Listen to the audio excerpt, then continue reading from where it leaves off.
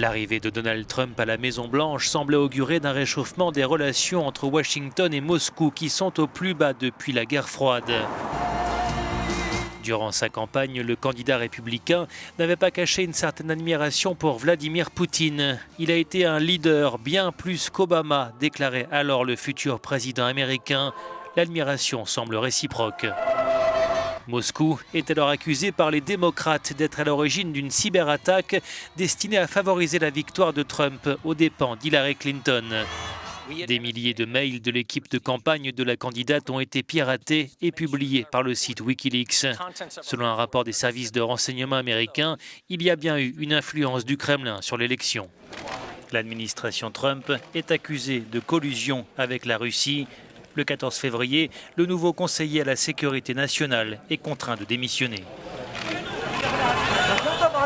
Mais le 4 avril, les tensions entre Washington et Moscou rejaillissent brusquement après l'attaque chimique de Khan Cheikhoun en Syrie. Il y a plus de 70 morts, dont de nombreux enfants. En représailles, Donald Trump ordonne des frappes contre l'armée syrienne. Il n'y a pas de doute sur le fait que la Syrie a utilisé des armes chimiques interdites, a violé ses obligations en vertu de la Convention sur les armes chimiques et a ignoré l'appel lancé par le Conseil de sécurité de l'ONU.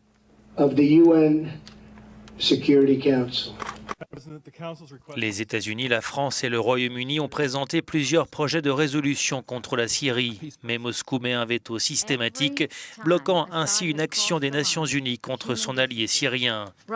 Le président Poutine accuse Washington de rejouer le scénario des fausses preuves d'armes de destruction massive en Irak.